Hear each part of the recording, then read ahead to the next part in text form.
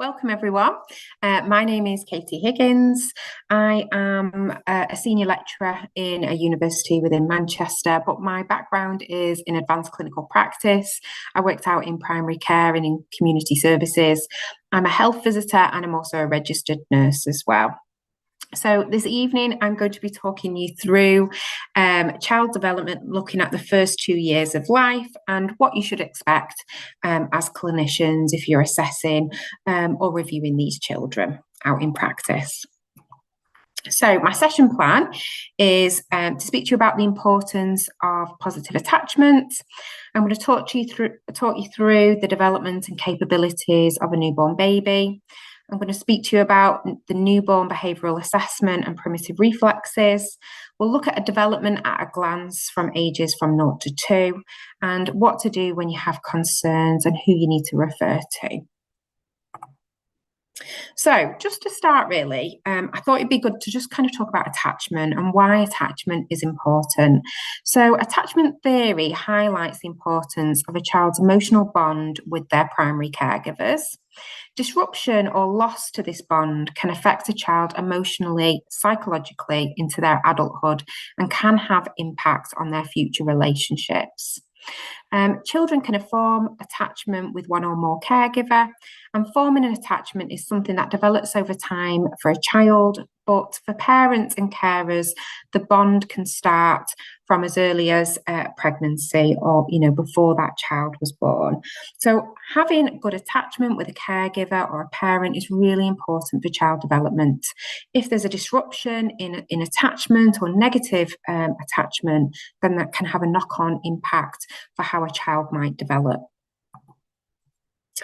It's important to recognise, so if you're assessing parents with children, is to look at their behaviour in response to attachment and seeing whether parents are responding positively to a child's needs. So it's things like recognising if a child is hungry, feeling unwell, or in need of a cuddle. So kind of watching those subtle signs. If a child's upset, does the parent pick the child up, cuddle the child? If the child's hungry, are they responsive to feeding that child? Those are all kind of positive and responsive behaviours that are quite subtle really, but quite easy to pick up on a consultation. And particularly around some of the court reports that I had to fill in when I was a health visitor around child protection, I did have to comment on attachment, and I would look back in my documentation to see if there were examples of positive attachment or where the parent wasn't responsive to a child's needs and cues. And like I said, these are quite subtle things, but quite easy to pick up on a consultation, just kind of taking that step back and just seeing how that parent or that carer responds to that child. When caregivers react sensitively to ease their child's distress, that can help the child regulate their emotions, and it has a positive impact on the child's neurological and psychosocial development. And there can often be difficulties in forming that bond in parents. So sometimes attachment doesn't happen straight away.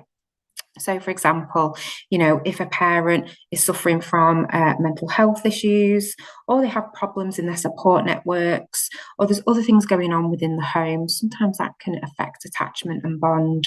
So it's important to kind of assess that family as a whole and really kind of unpick it to see what's going on for that family. And sometimes attachment can just develop over time. So, it's not always something when the baby's born that attachment happens straight away. Sometimes it can happen for some people over a period of time, a few days, weeks, and that type of thing. So there's been a lot of research around the first 1,001 critical days. So this is from conception up until the age of 2. And babies generally during this period are quite susceptible to their environment. So babies are completely reliant on their caregivers, and development can be heavily influenced by the loving attachment that babies have to their parents. In the first 1,001 days from pregnancy, to the age of 2 sets the foundations for an individual's cognitive, emotional, and physical development. So this is the crucial period for children's development. So that's why there's been a lot of kind of funding, services, research in those first 2 years of life, because that's really that crucial period where quite a lot of development happens. But it's also a period where babies are quite vulnerable as well. So this generally tends to be the period where disability might be diagnosed.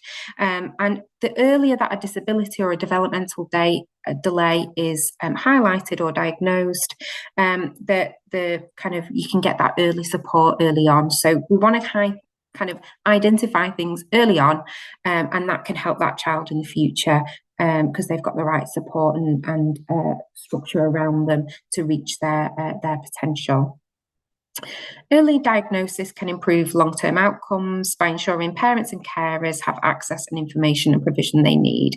So as I said earlier, the sooner we pick up on developmental delays or disabilities, the sooner we can get the right support in for that family and for that child to make sure that they can reach their potential. So areas of development can be defined into 4 functional areas. So when we do developmental assessments on children, what we tend to look at is gross motor skills. So that's things such as running and walking.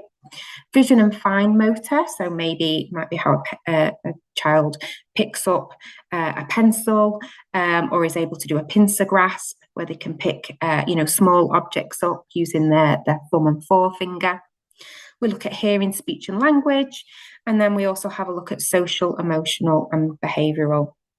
So developmental milestones are required in a serial manner, one after another, and the achievement follows a similar pattern between children.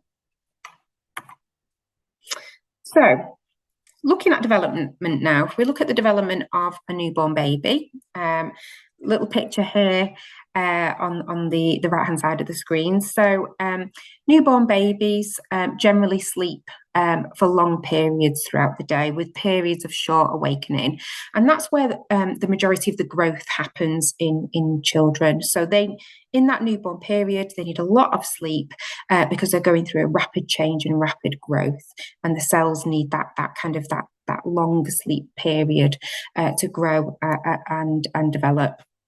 What you find in newborn babies is that they have an unusual kind of feeding period. Some will feed every hour, every 2 hours, and it takes a little bit of time before they get into a feeding routine of them feeding every 3 to 4 hours.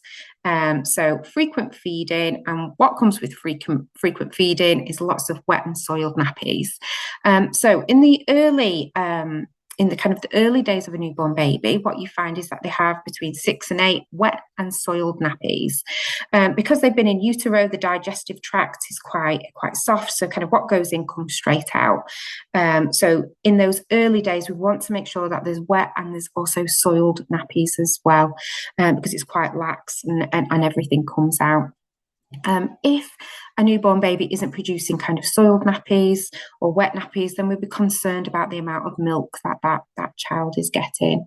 I always remember I visited a mum who was so intent in breastfeeding her newborn baby, which was fabulous, but unfortunately that baby wasn't producing any wet and soiled nappies, and we persisted with getting her the right support, checking the latch, making sure that baby was kind of positioned well.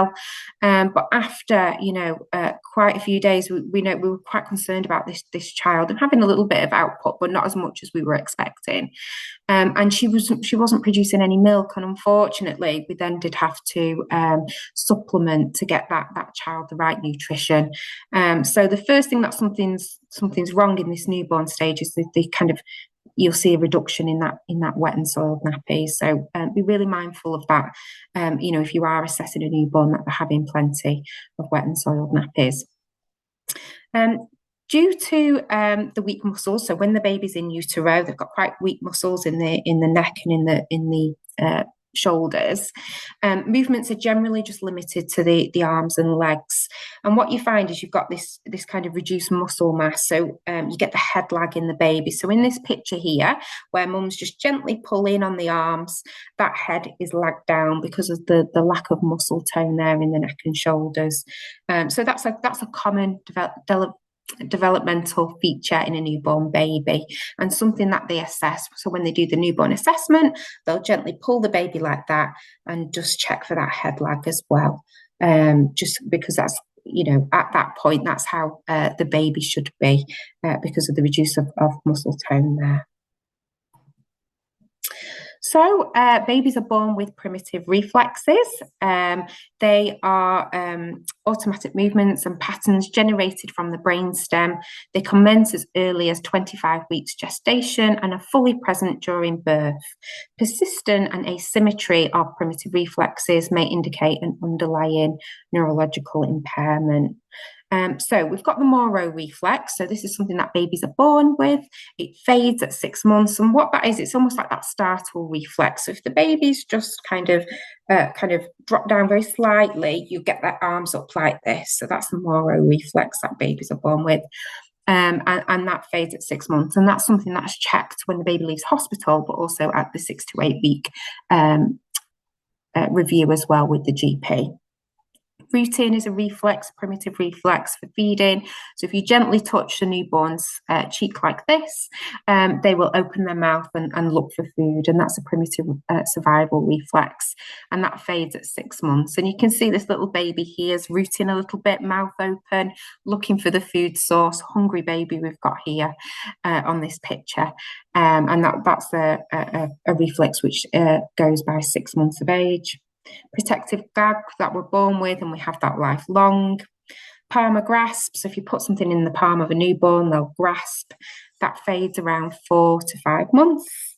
And another reflex as well that kind of the GP will check for is the standing and walking when held. So if you hold a newborn baby up and their feet are on a surface like a table or an examining couch, they will do a walking without kind of putting any of their kind of weight on their feet, but they'll do that kind of gentle walk, and that's a primitive reflex, and pretty amazing to see if any of you've seen that in a newborn baby, that their feet will do that kind of that walk.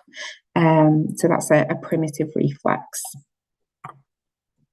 So Dr. Brazelton was one of the most kind of key figures in relation to the newborn examination. So he's an American pediatrician, and he did a lot of research around the behavior of a newborn baby and developed this newborn behavioral assessment.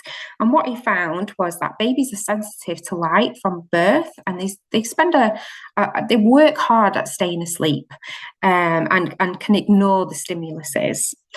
Babies will often turn to a light source when they're awake. They've got a recognition of the mother's voice and recognition of smell. Now, his work was really crucial when I worked as a health visitor. Now, I went to see a mother who had unfortunately had 2 infant losses before she had this particular child. And she really struggled to form a bond and attachment with this baby because of her previous grief was impacting on her able to kind of feel kind of, I think she was a little bit scared of becoming too attached because of what happened previously. And she saw her baby as just something that slept, pooped, and ate, and didn't really realize actually newborn babies are a miracle in themselves, and what they can do as a newborn infant is amazing. So we spent some time with this mother showing her what the baby could do. So I had hold of the baby, I would talk, and mum would talk, and baby would instinctively always turn his head towards mum. And when she saw that, actually, newborn babies are quite responsive to their caregivers. Her eyes lit up, and it was one of the most amazing things that I saw when I worked as a health visitor.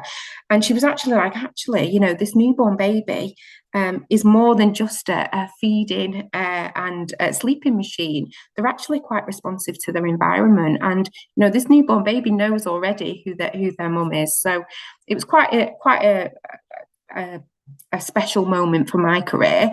And I would urge you, if any of you are interested in kind of newborn behavioural assessments, look up Dr. Brazelton, because he's put some amazing research out there, and his work kind of forms that newborn behavioural assessments that health visitors use, paediatricians use within their work as well. So really amazing stuff. So at 3 months, moving on from the newborn period, babies have a little bit more head control than when they were born. So in that short period of 3 months, they've got a little bit more head control when they're sitting. If you pull them to sit a little, you don't tend to have the head lag like you would have in a newborn baby. When lying on the abdomen, babies can lift the head quite well. So a picture here demonstrates a little 3-month-old baby lifting their head quite well. They're using their arms for support. So very different from that newborn stage. We had very low muscle tone. They're responsive to vocalization and vocalizes when spoken to or please. So some sounds come in. That language development is developing. Can show excitement at this age as well by approaching voices, footsteps, running water. Can follow a dangled toy about 15 centimeters from the face, so the vision is starting to focus. It's not as blurred at this age. They'll follow an object, and by 4 months they'll be reaching to grab objects as well in front of them.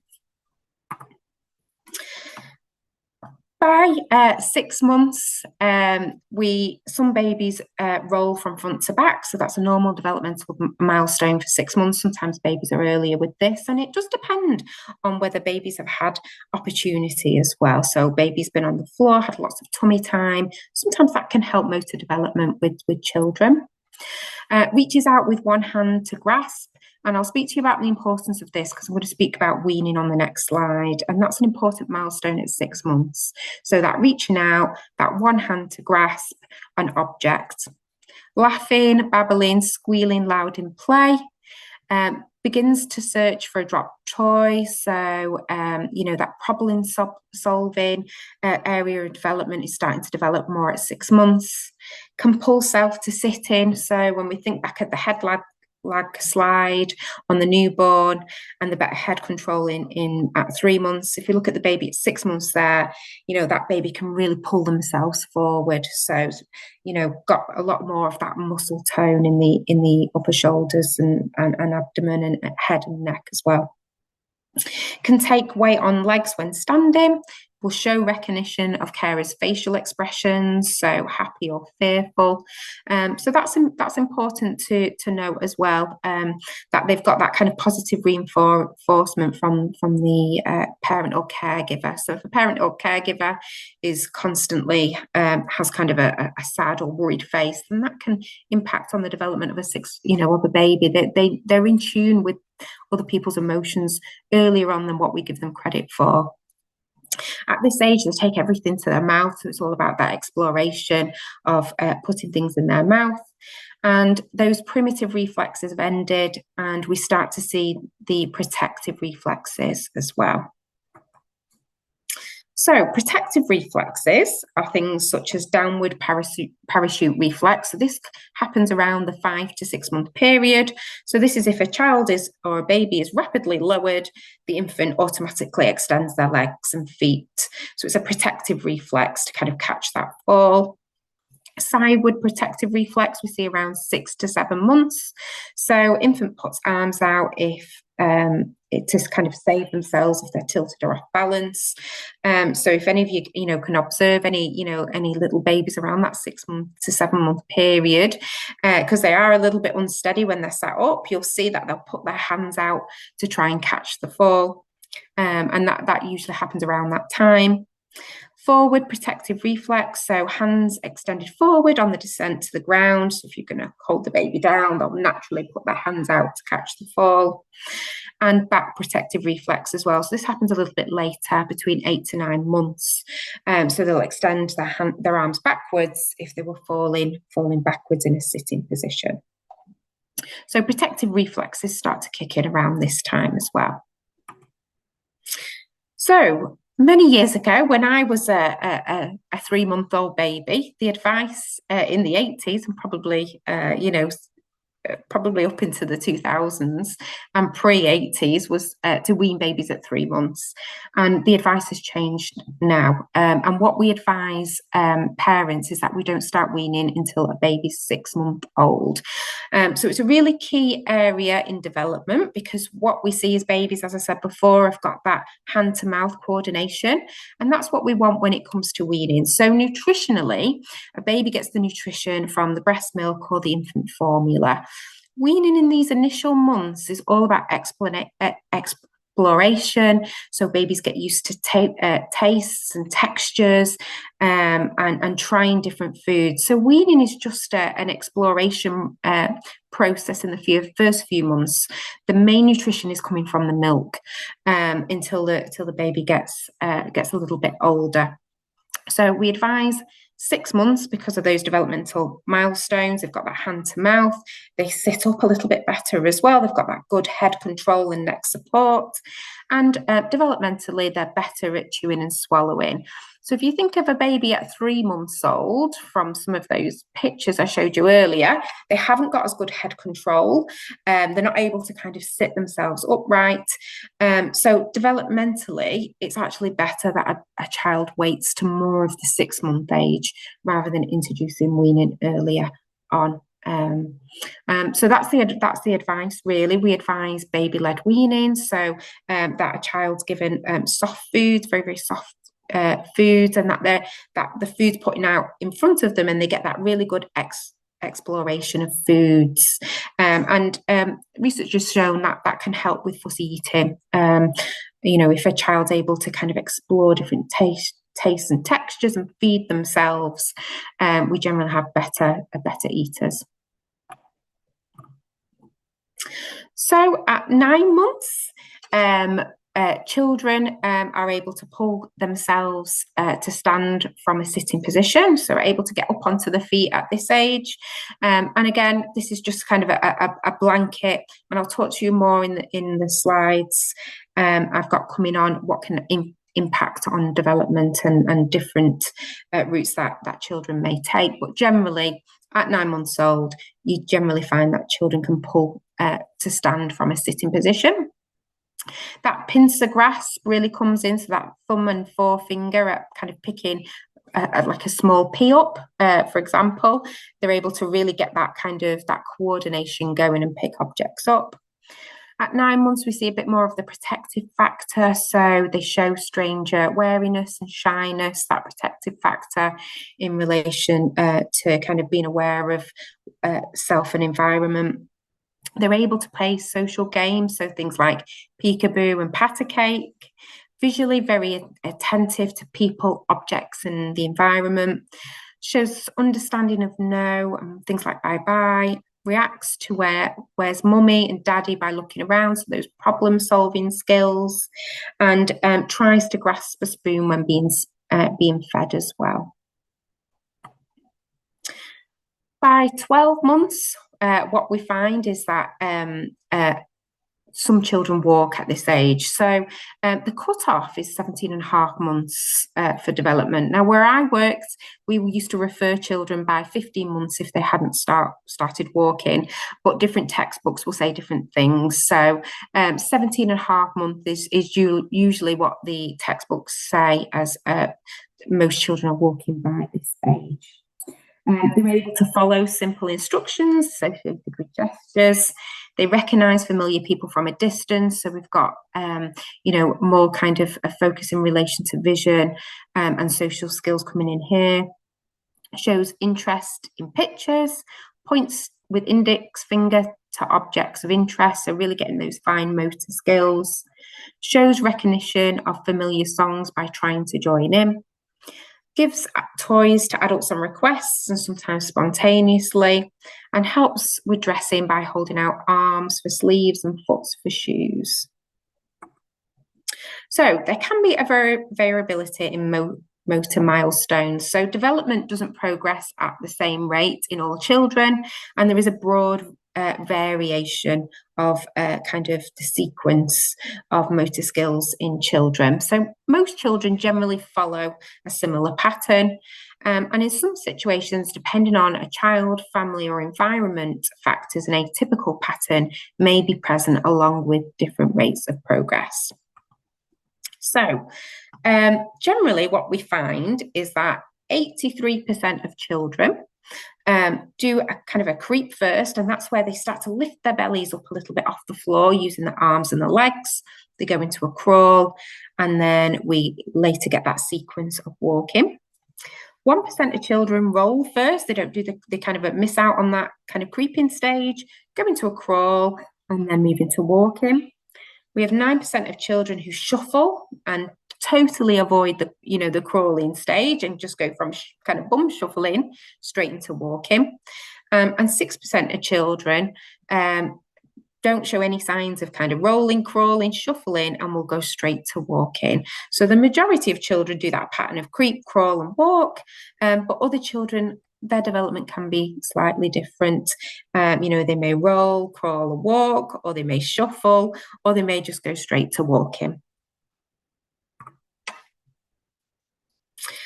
So by 18 months, babies or toddlers, I should say, can use a range of single words. They have emerging hand preference, so sometimes you can work out whether they're going to be left or right-handed. They follow simple instructions. They've got awareness of self.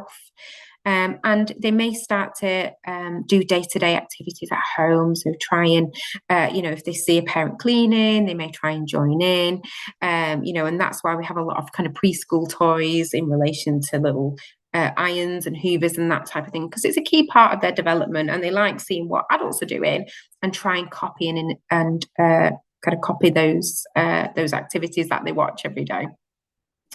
At this age, they should be walking well and enjoy climbing, enjoy simple picture books, able to build a tower, chatters during play, and no longer should be taking toys to the mouth. That exploration stage of putting everything in the mouth should have faded by 18 months. And when it's a task that a toddler wants to do, if any of you in the audience have got toddlers, they can be quite resistant to interference. If it's something that they shouldn't be doing, they've kind of got their own mind. They can be quite focused in their own task. But if you try and get involved, you can sometimes get that bit of resistance. And I'm sure plenty of parents have seen that, or plenty of clinicians have seen that as well. If you're assessing a toddler or a baby, and they're really interested in something, you've got to take it from them. You can get a few tears and a few little temper tantrums at that point. And by 2 years old, we'll be expecting that kind of that gross motor skill for them to be able to run safely, be able to use a 2-word combination of words. They should be putting 2 words together. And again, some children may be more advanced than this. This is just the average developmental milestones. They should be able to scribble with a pen and a crayon. They can sit on a tricycle but can't use the pedals as such at this age. They may take turns, but they don't really have an idea of sharing at this age and can't understand the comprehension of sharing. And this is quite important when it comes to parental concerns or parenting, is that often what we found when we'd have parents come into our clinic, and particularly in all years in relation to child and adolescence development, is sometimes the parents can expect a little bit more than what's actually developmentally okay for that child. So it may be that I had a mum come to see me, so she's having a terrible time at baby groups with a 2-year-old, wouldn't take turns in sharing. But actually at this age, we shouldn't be expecting sharing at this age. They have little kind of comprehension of the idea of sharing toys. And some children can, but again, all children are different, and we shouldn't be putting too much pressure on them to really understand that idea of sharing.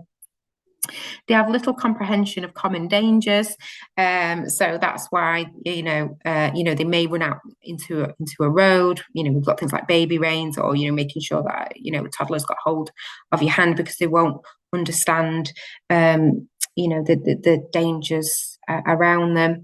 And they join in. They really love nursery rhymes at this age and action songs as well. So, what can impact on development? So, we've got environmental influences. Now, I remember when I was a health visitor, I had a toddler at 18 months old, and the toddler was not walking at this age. And actually, what was happening was mum had lots of other children, and the toddler was often during the day strapped into a buggy, given an iPad, and given a drink, and didn't have the opportunity to develop. Didn't have the opportunity for floor time. And as soon as we educated that parent about, they really need that time to develop, let's get them on the floor, give them lots of play. Baby was soon walking, or toddler was soon walking within a couple of weeks. So sometimes there can be environmental influences.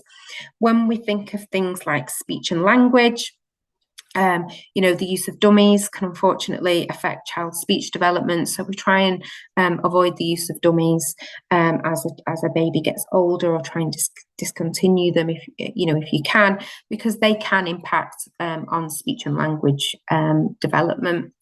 And just as, tummy time, so if you had a mum who had quite severe postnatal depression, and she was frightened about putting her baby on the floor, then that baby's not, able to develop in relation to rolling, getting that kind of, getting that strength in their arms and their neck and their shoulders in kind of pulling themselves up and that type of thing. So things in the environment can affect a child's development. Things such as social and economic deprivation. So what we do know is that children who are from more deprived areas are less school ready than children in affluent areas. And that's not to say all children, follow the same pattern, but generally the research trend shows us that. So there's been a big drive on getting children ready for school, because unfortunately some children go to nursery at age 3. Their speech isn't there. They're still struggling to kind of put those two words together. And there's a lot of children who aren't potty trained as well. So they'll go to nursery in nappies. And really, we need to get children as school ready as we can. We need to get them able to use sentences and be potty trained by the time they reach nursery, because those are kind of key developmental milestones which should have happened earlier on in life and not between the ages of 3 and 4 as such. Potty training, we do advise around for parents to start trying around the age of 2, but it can be between 2 and 3. So some children are not ready at 2, and they need a little bit longer, maybe 2.5, 2 and 9 months, that type of thing. But usually by the age of 3, children should be dry during the day with just the odd accident.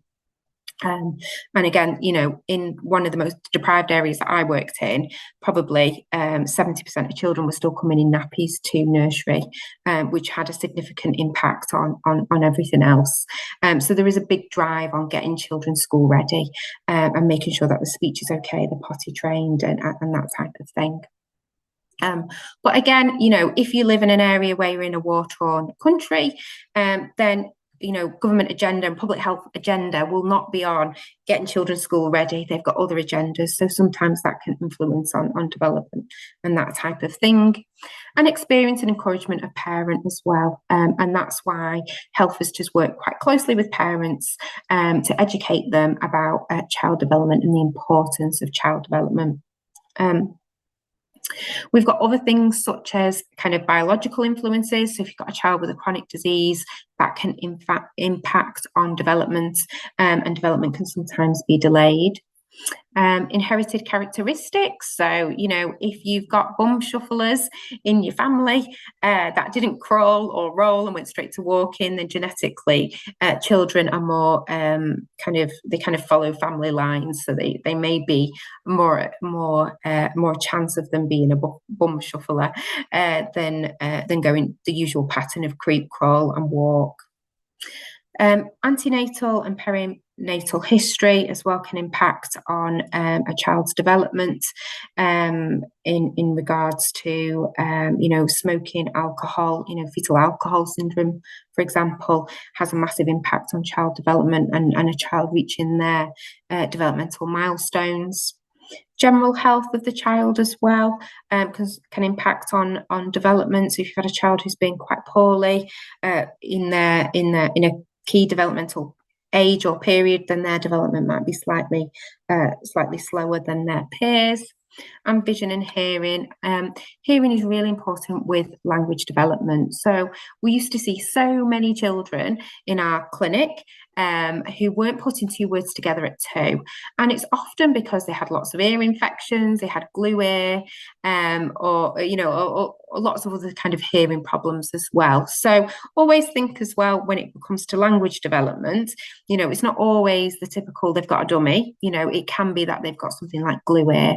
They get frequent ear infections, and always think to kind of ask and assess the parent, is anything wrong with the hearing? Are you concerned about the hearing? And getting those children referred to audiology or to the GP to have a look and see what's going on there.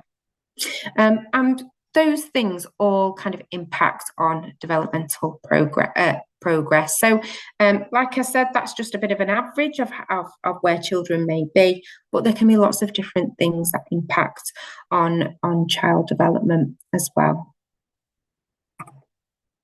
So one of the key documents in relation to screening and developmental checks was the Healthy Child Programme. So this was published in 2009. So quite an old policy or document, which was published by the Department of Health, but still very, very relevant to this day. And this is the schedule for all children who are born in the UK.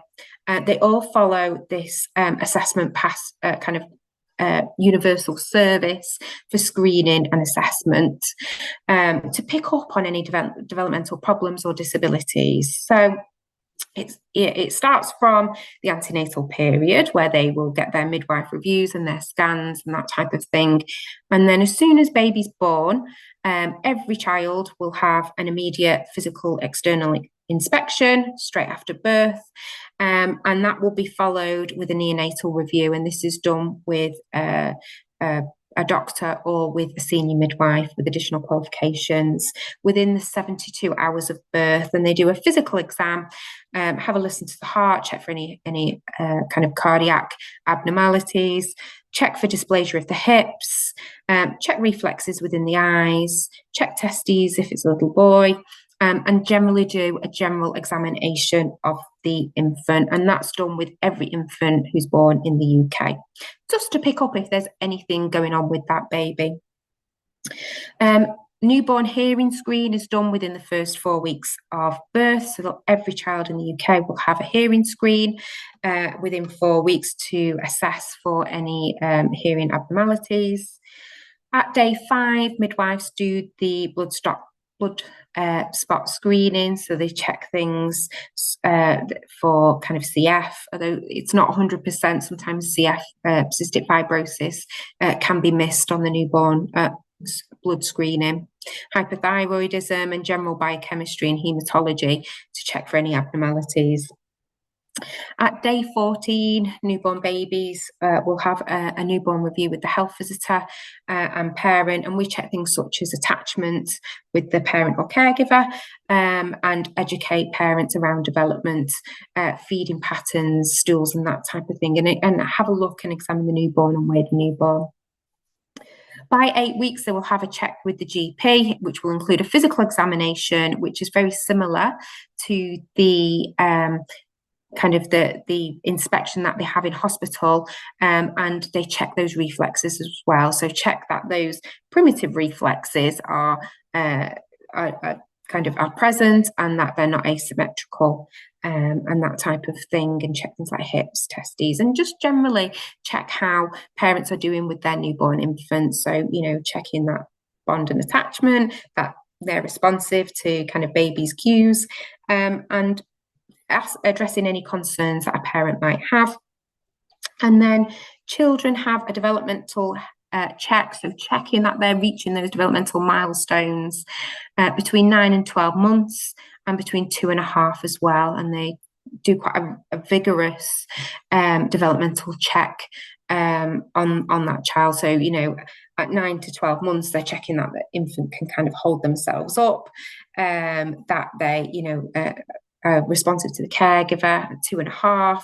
They're checking that they're putting those two words together, that they're able to kind of build a tower and those type of things as well. So lots of support and assessment going on in the UK in relation to where a child should be and to really pick up on any problems. But unfortunately, some children skip the net, and we're not able to pick up on all developmental problems or all parental concerns within this schedule. And that may be where, you're able to identify that something's not quite right. Not all parents take their children to developmental checks. It's not compulsory. So again, development can be missed if parents aren't taking children to their checks, their health and development checks. So there are some red flags that you need to be aware of if you're assessing children. So if a parent's got concern about the child's development, that's always a red flag for a referral to somebody to assess. If they've got a loss of skills, so not so much with the reflexes as such, but if a child was walking and then all of a sudden stopped, we'd be concerned. If a child could pull to standing and then all of a sudden stopped doing that skill, we'd be concerned about that. Lack of response to sound or visual stimulus. So again, is there been an undiagnosed hearing or visual problem? Poor interaction with adults and children or lack of limited eye contact. Again, if there's any concerns around that, you can refer that into the health visitor who will assess kind of social, emotional, and get that child into a paediatrician for further assessment. Differences between right and left sides of body in strength, movement or tone, or marked low tone, so a child's quite floppy, or high tone, quite stiff and tense. Again, those are red flags in a consultation in regards to the development of that child. So who to refer to? So midwives look after newborn babies within the first 4 weeks of life. So if you've got any developmental concerns, feeding concerns, or parental concerns within the first 4 weeks, it would be the registered midwife that you could contact. Health visitors take over at 2 weeks up to the age of 5. So any developmental concerns you have about a child, you can always pick up the phone to the health visitor and they bring that child in and check development. And of course, they've got the registered GP as well.